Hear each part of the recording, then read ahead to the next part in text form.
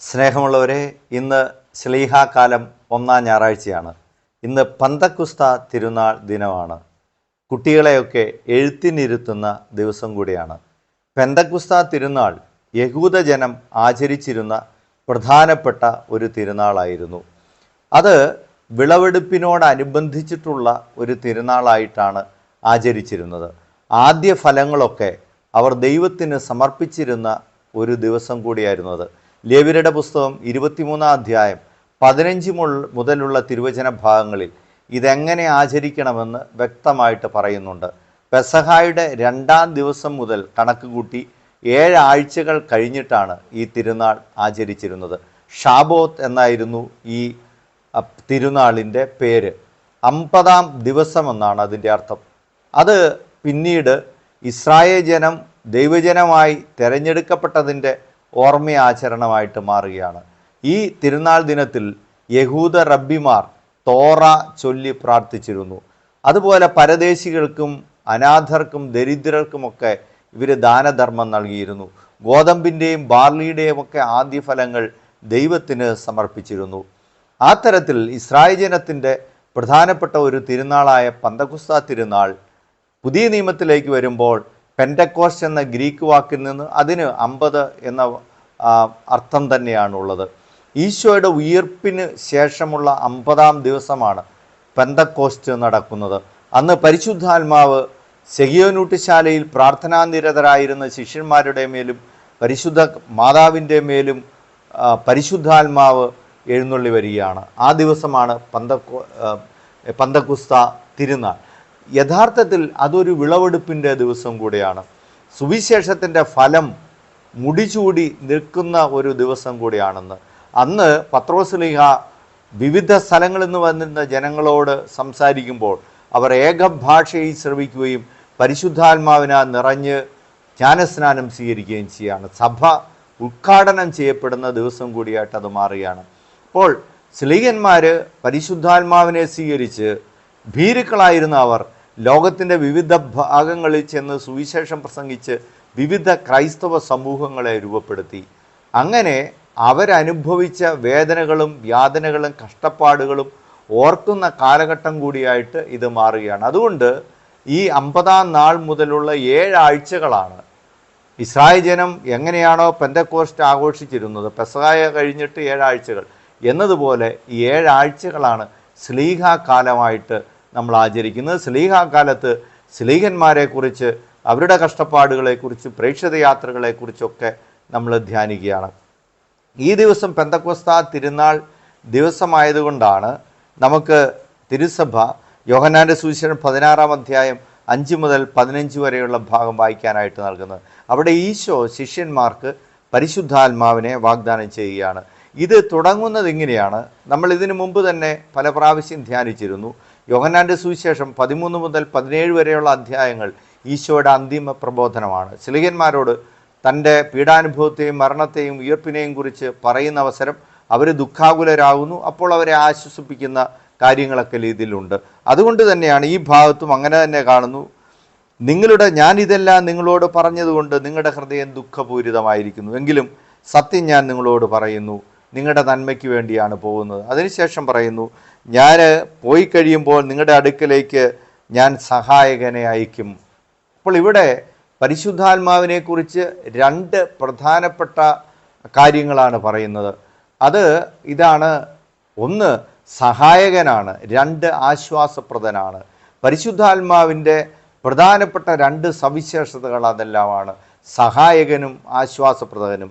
അതുകൊണ്ടാണ് നമ്മൾ പരിശുദ്ധാത്മാവിനെ കുറിച്ചുള്ള പാട്ടിൽ തന്നാലും നാഥ ആത്മാവിനെ എന്നുള്ള ആ പാട്ടിൽ ഇങ്ങനെ പാടുന്നത്: ആത്മാവിനെ ആശ്വാസദായകനെ തന്നാലും നാഥ നിൻജീവനെ നിത്യ സഹായകനെ.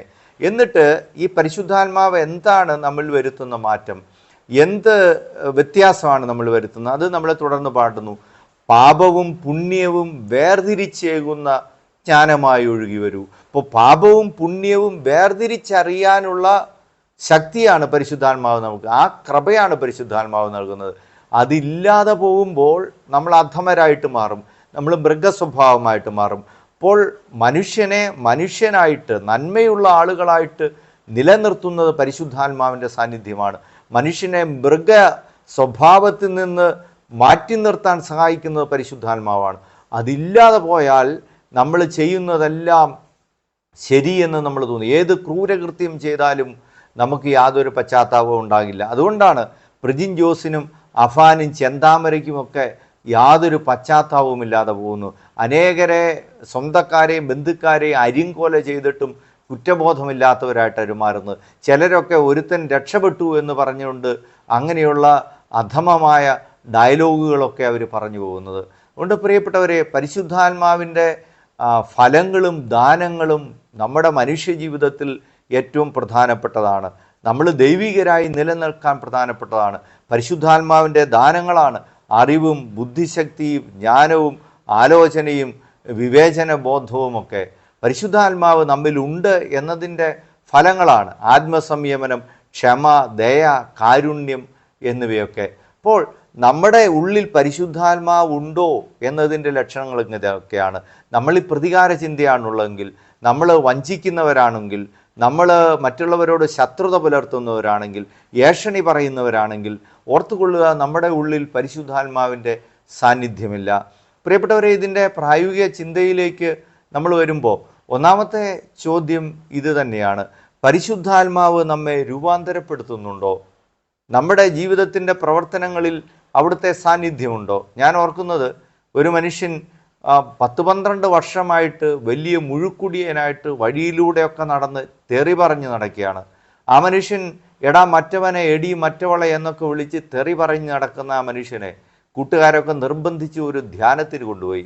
ധ്യാനം ഒരാഴ്ച കഴിഞ്ഞതിന് ശേഷം അദ്ദേഹം തിരിച്ചു വരുമ്പോൾ നേരത്തെ മുണ്ട് പറിച്ച് തലയിൽ ഉടുത്ത് നടന്നുകൊണ്ടിരുന്നയാൾ പെരുവരൽ മൂടി മുണ്ടുടുത്തിട്ട് കൈയൊക്കെ മൂടി ഷർട്ടിട്ടിട്ട് മോനെ സഹോദര, മോളെ സഹോദരി എന്നൊക്കെ വിളിച്ച് നടക്കുകയാണ്.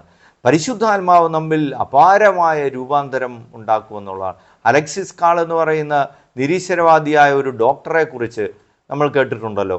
അദ്ദേഹം ഒരിക്കൽ പരീക്ഷിക്കാൻ വേണ്ടി ലൂർദിൽ പോവുകയും അവിടെ ഒരാഴ്ച ധ്യാനിക്കുകയും അതിനുശേഷം അദ്ദേഹം പ്രയർ ഈസ് പവർ എന്ന് പറയുന്ന പുസ്തകം എഴുതുകയും ചെയ്ത ആ ചരിത്രമൊക്കെ നമ്മൾ വായിച്ചിട്ടില്ലേ. രണ്ടാമത്തത്, പരിശുദ്ധാത്മാവിനാൽ നയിക്കപ്പെടുന്ന വ്യക്തികളാണോ നാം? പരിശുദ്ധാത്മാവ് നമ്മുടെ ജീവിതത്തിൻ്റെ ക്രമങ്ങളെ നിശ്ചയിക്കുന്നുണ്ടോ? നമുക്ക് ആ പ്രസിദ്ധമായ ഗാനം ഓർക്കാം, കാർഡിനൽ ന്യൂമാൻ്റെ. അദ്ദേഹം ഇങ്ങനെ കപ്പലിൽ പോകുമ്പോഴാണല്ലോ അദ്ദേഹം പ്രാർത്ഥിക്കുന്നത്, നിത്യമാം പ്രകാശമേ നയിക്കുകന്നെ നീ. ആ പാട്ടില്ലേ, നിത്യമാം പ്രകാശമേ നയിക്കുകന്നെ നീ, ചുറ്റിലും ഇരുൾ പരം നീടുന്ന വേളയിൽ, അന്ധകാരപൂർണമായ രാത്രിയാണ് നിൻഗ്രഹത്തിൽ നിന്നുമേറെ ദൂരെയാണു ഞാൻ, നീ നയിക്കുക സാദരം വിഭോ എന്ന് പറയുന്ന മനോഹരമായ ഗാനം. അപ്പോൾ പരിശുദ്ധാത്മാവെ ഞങ്ങളെ നയിച്ചാലും എന്ന് നമുക്ക് പ്രാർത്ഥിക്കാനായിട്ടാകണം. മൂന്നാമത്തെ കാര്യം, പ്രിയപ്പെട്ടവരെ, പരിശുദ്ധാത്മാവ് നമ്മെ ക്രിസ്തുവിന് സാക്ഷ്യം വഹിക്കാൻ ശക്തരാക്കുകയാണ്. സ്ലീഹന്മാർ അതിനുശേഷം ഈശോയ്ക്ക് സാക്ഷ്യം വഹിച്ച് ലോകത്തിൻ്റെ വിവിധ ഭാഗങ്ങളിൽ ചെല്ലുകയാണ്. സ്ലീഹ എന്ന് പറയുന്ന പദത്തിൻ്റെ അർത്ഥം അയക്കപ്പെട്ടവനെന്നാണല്ലോ. അപ്പോൾ നമ്മൾ എല്ലാ ജ്ഞാനസ്നാനം സ്വീകരിച്ച് എല്ലാ ക്രിസ്ത്യാനികളും, സ്ഥൈര്യലേപനം സ്വീകരിച്ച് എല്ലാ ക്രിസ്ത്യാനികളും മിശിഹായ്ക്ക് സാക്ഷ്യം വഹിക്കാൻ കടപ്പെട്ടവരാണ്, സുവിശേഷം പ്രസംഗിക്കാൻ കടപ്പെട്ടവരാണ്. ലെയോപ്പാപ്പ അതുകൊണ്ടാണല്ലോ കഴിഞ്ഞ നാളുകളിൽ പറഞ്ഞത്, ക്രിസ്തുവിന് നിങ്ങൾ ധൈര്യമായിട്ട് സാക്ഷ്യം വഹിക്കണം, ക്രിസ്തുവിനെ ധീരതയോടെ നിങ്ങൾ പ്രഘോഷിക്കണമെന്ന് ജനങ്ങളോട്, ലോകമാസകലമുള്ള വിശ്വാസികളോട് അദ്ദേഹം ഉദ്ബോധനം ചെയ്തത്. നിർഭാഗ്യവശാൽ പക്ഷേ നമ്മൾ കാണുന്നു, അങ്ങനെയുള്ള സാക്ഷ്യത്തിന് നമുക്ക് ഏതോ തരത്തിലുള്ള ലജ്ജ തോന്നുന്ന രീതി. ഞാൻ കഴിഞ്ഞ ദിവസം ഒരു ഫേസ്ബുക്ക് പോസ്റ്റിൽ കണ്ടതാണ്. ഒരു പ്രമുഖനായ കത്തോലിക്കനാണ്. അദ്ദേഹം ഒരു വലിയ സഹായം പാവപ്പെട്ട കുടുംബത്തിന് നൽകിയാണ്. അതിനുശേഷം ആ സഹായത്തിന് ആധാരമായിട്ട് അദ്ദേഹം ഒരു വാക്യമിട്ടത് എന്നെ വല്ലാതെ സങ്കടപ്പെടുത്തി കഴിഞ്ഞു. കാരണം ഒരു സൂഫി വചനം ഇട്ടിരിക്കുകയാണ്. നോക്കൂ, ബൈബിളിലുള്ളതിനോട് കടപിടിക്കുന്നത് എന്തെങ്കിലും ഉണ്ടോ? ഈ ചെറിയവരിൽ ഒരുവന് ചെയ്തപ്പോൾ നിങ്ങൾ എനിക്ക് തന്നെയാണ് ചെയ്തത് എന്നൊരു ബൈബിൾ വാക്യം അദ്ദേഹത്തിന് ഇടാൻ തോന്നിയില്ല. അതിനോട് കടപിടിക്കുന്ന ഒന്നും ലോകത്തിലെ ഒരു മതഗ്രന്ഥങ്ങളിലും ഒരു പ്രത്യയശാസ്ത്രങ്ങളിലും ഇല്ല എന്നുള്ളത് അവശേഷിക്കെ തന്നെ കത്തോലിക്കനായ ഒരു മനുഷ്യന് മറ്റുള്ളവർക്ക് പരോപകാരം ചെയ്തിട്ട് ആ ഒരു വാക്യം ഇടാൻ തോന്നിയില്ല. അല്ലെങ്കിൽ എനിക്ക് വിശന്നു, നിങ്ങളെനിക്ക് ഭക്ഷിക്കാൻ തന്നു, ഇതൊന്നും ഇടാൻ തോന്നിയില്ല. നമ്മൾ സാക്ഷ്യം വഹിക്കുന്നതിൽ പരാജയപ്പെട്ടു പോവുകയാണ് പ്രിയപ്പെട്ടവരെ. രണ്ടാമത് പിന്നെ അതുപോലെ തന്നെ കാണുന്നതാണ്, നമ്മൾ കോളേജുകളിലുമൊക്കെ കത്തോലിക്കർക്ക് വേണ്ടിയൊക്കെ കുർബാന നടത്തുന്ന സമയത്ത് നമ്മുടെ SMIM-കാരും എന്തിനേറെ ജീസസ് യൂത്തുകാർ പോലും കാൻറ്റീനിലിരുന്ന് ബിരിയാണിയൊക്കെ കഴിച്ചുകൊണ്ടിരിക്കുകയാണ്. ഈശോയ്ക്ക് സാക്ഷ്യം വഹിക്കാൻ ധീരതയോടെ സാക്ഷികളായി നിൽക്കാൻ കഴിയാതെ പോകുന്നു. നമ്മൾ ലജ്ജാഭരിതരായിട്ട് മറ്റു മതസ്ഥരൊക്കെ അവരുടെ കർമ്മങ്ങളൊക്കെ അനുഷ്ഠിച്ചു പോകുമ്പോൾ ധീരതയോടെ സാക്ഷ്യം വഹിക്കുമ്പോൾ നമ്മൾ പിന്നാക്കം പോവുകയാണ്. അവസാനമായിട്ട് ഈ ചോദ്യം, സഹായകനും ആശ്വാസപ്രദനുമാണ് പരിശുദ്ധാത്മാവ്. നമ്മൾ മറ്റുള്ളവർക്ക് സഹായകരായിട്ട് മാറുന്നുണ്ടോ? നമ്മൾ ആർക്കെങ്കിലുമൊക്കെ ആശ്വാസം നൽകുന്നവരായിട്ട് മാറുന്നുണ്ടോ? മറ്റുള്ളവരുടെ സങ്കടങ്ങൾ കാണുമ്പോൾ സങ്കടപ്പെടുന്ന ഒരു മനസ്സ് നമുക്കുണ്ടോ? അവരെ ആശ്വസിപ്പിക്കാനായിട്ട് നമ്മൾ ഇറങ്ങി തിരിച്ചാൽ നമുക്ക് പരിശുദ്ധാത്മാവിൻ്റെ സാന്നിധ്യമുണ്ട് എന്ന് അത് തെളിയിക്കുന്നു. പ്രിയപ്പെട്ടവരെ, ഈ പെന്തക്കോസ്താ ദിനത്തിൽ നമുക്ക് ആ തരത്തിൽ ധ്യാനിക്കാം. ഈശോ നമ്മെ അനുഗ്രഹിക്കട്ടെ. പരിശുദ്ധാത്മാവ് നമ്മെ നയിക്കട്ടെ. Subscribe now and press the bell icon. Never miss an update.